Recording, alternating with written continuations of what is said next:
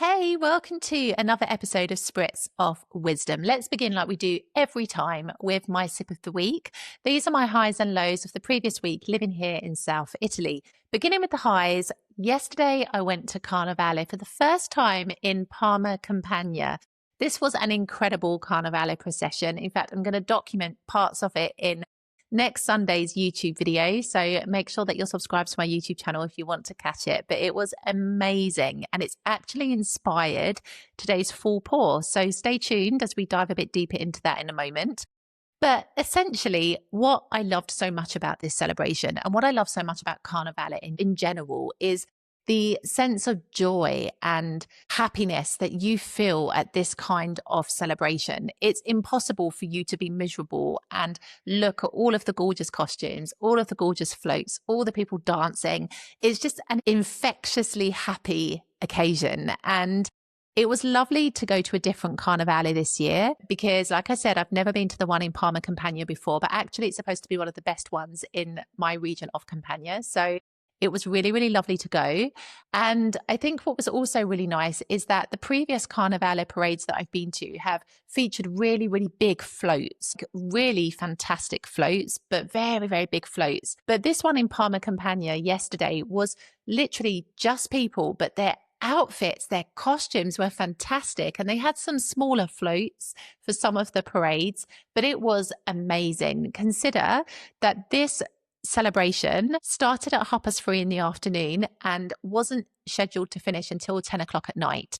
And in between each of the different parades, because there were different parades with different themes throughout the afternoon into the evening, there would also be a corresponding show on a massive stage at the end of the parade route for each of the different processions. It was exceptional. And if you consider that the main sponsor of this event was Coca-Cola, I think you can understand just how big it was. It was amazing. And I still can't believe it was free.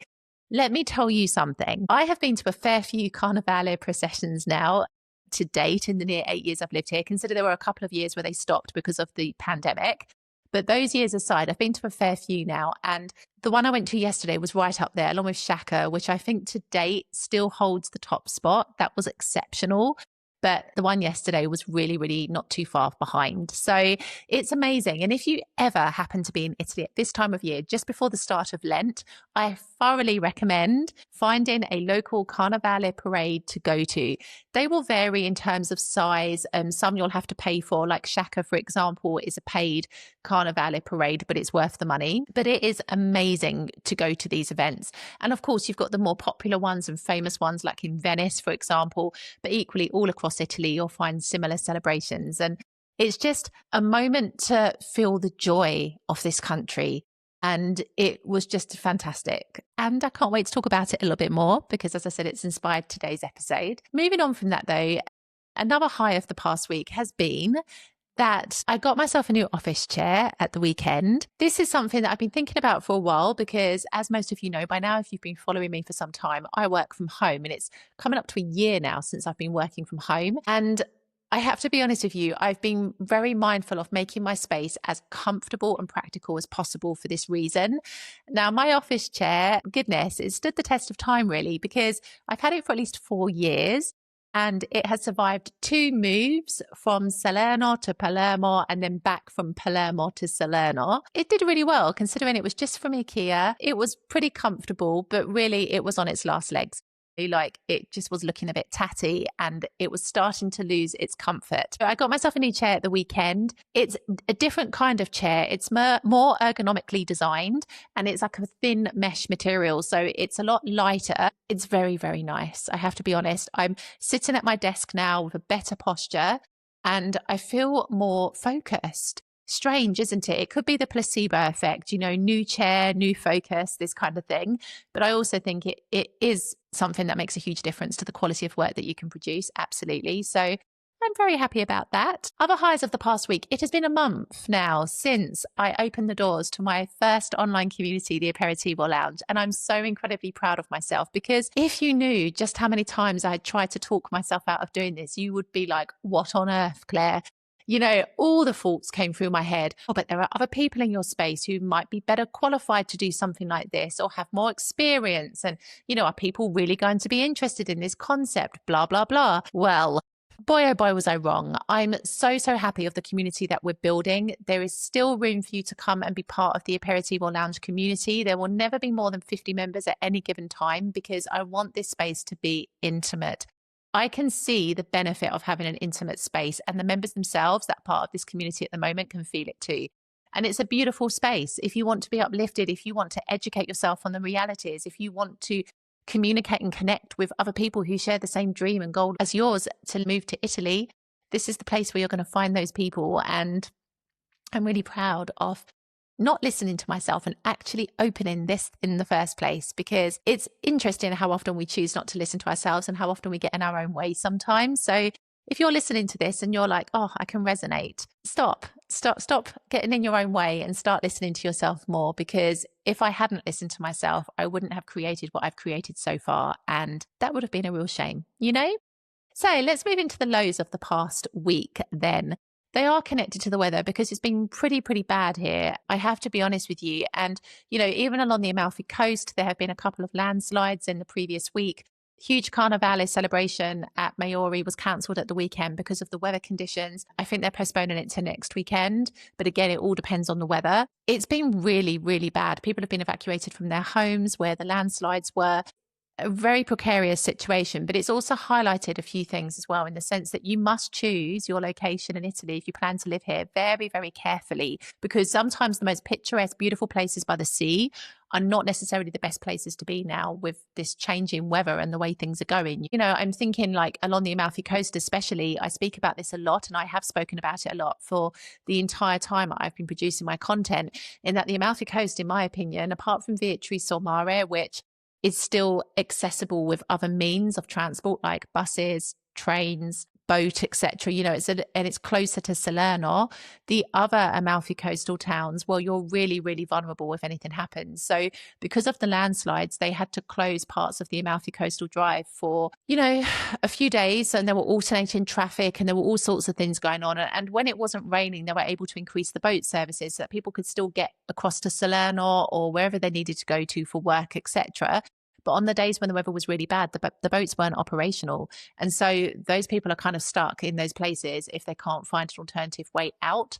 So you must consider this when you're thinking of where to live in Italy. What's it going to be like when the weather's really bad? I know that we don't like to think about these things. We get lost in the beauty of life here, but you've got to be practical, because this is the reason why, the Amalfi Coast for me has always been somewhere that I prefer to just visit, because I think it is definitely a much more difficult life to live there, I think, anyway, personally. So yeah, I think the weather has also highlighted that as well. But I don't know. I hope that we're over the worst of it now. I really do. I think next week on my weather app, we have at least a week full of sunshine here, which hasn't happened in a very long time.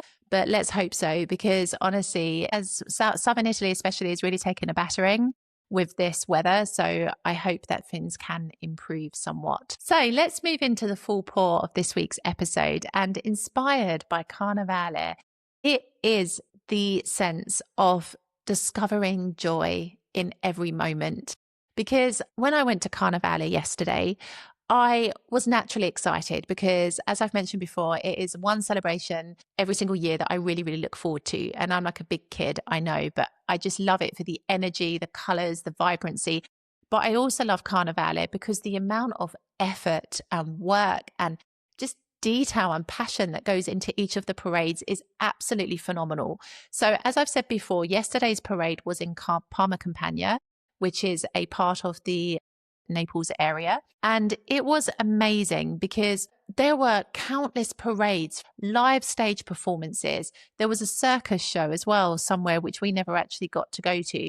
It was just fantastic. There was so much going on, and it was a completely free event. And it didn't just happen on one day. It happened on quite a few days throughout the month of February, leading up to the culmination, which is actually today, Tuesday, the day that this podcast goes live. So It is phenomenal. Now, of course, there have been lots of sponsors behind these events. And as I've said, this particular one, the main sponsor was Coca-Cola. So you can imagine the amount of money they've put into it. But it is just incredible. I think the one thing that I took away from it was that I stood there watching this parade, watching the little children dancing, watching the older women dancing, watching couples laughing, just watching this environment that was just full of joy. Was everybody there happy in their lives normally? Maybe not. Maybe they've got stresses like we all have.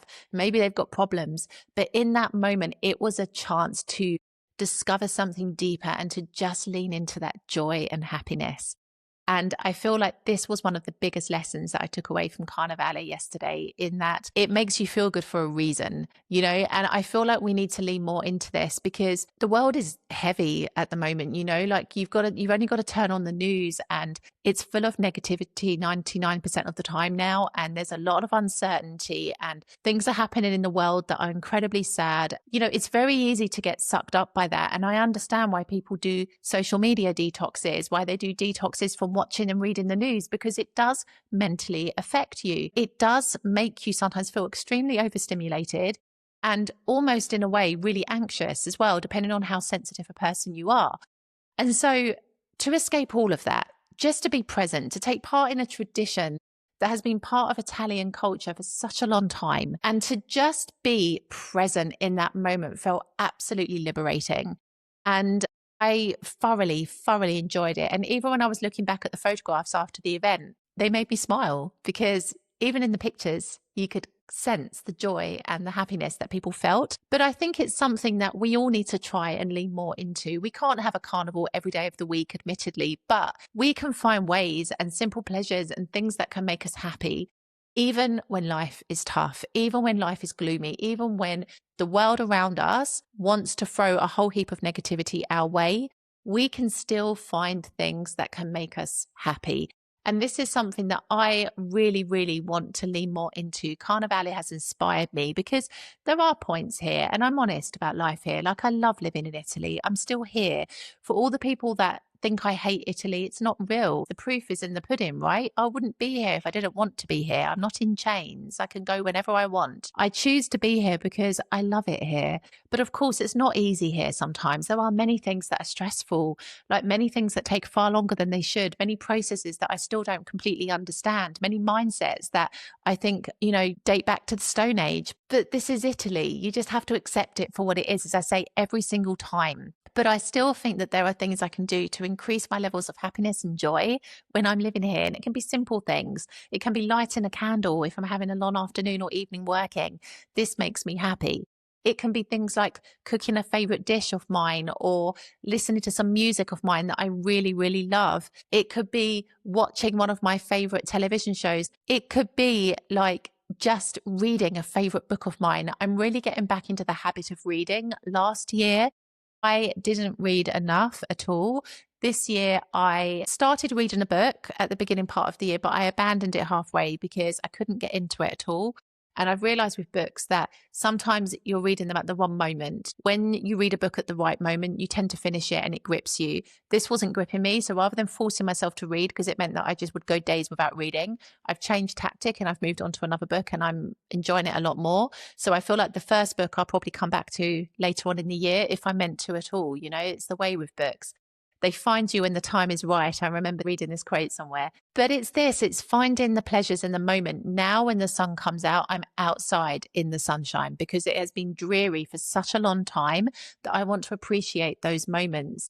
And I feel like life sometimes can suck us up into a bleak hole with everything that goes on in it, and all the uncertainties and all the stress and all the negativity. But we have a lot more control over the way that we live our lives than we may give ourselves credit for. My chin for you this week is, how can you bring a bit more joy into your life? What are the things that you can do that can make you feel that kind of contagious happiness that you feel at Carnevale with all of the colors and the music and the lights? What can you do? Is there a change you can make to your home environment? Can you, reposition the paintings in your house so that they sit differently and make the room feel better? Can you listen to some music that you like? Can you drop a habit that you've been doing for a long time that's really not making you feel good and switch it for something new? There are so many things we can do, but we've got to be willing to experiment. And this is the year to do that. If you want to discover what really makes you happy, you've got to try loads of different things until you find the pleasures that make you feel really, really good. And I think that is the most important thing of all, because I've always said it, there are so many variables in life that we cannot control. We cannot control what happens around us. We cannot control the weather, but we can certainly control the way that we manage ourselves and the way that we feel about things. And I think trying to find ways that you can bring joy into your life, wherever you are in the world, is one such way that you can control your inner environment. I will see you in the next episode.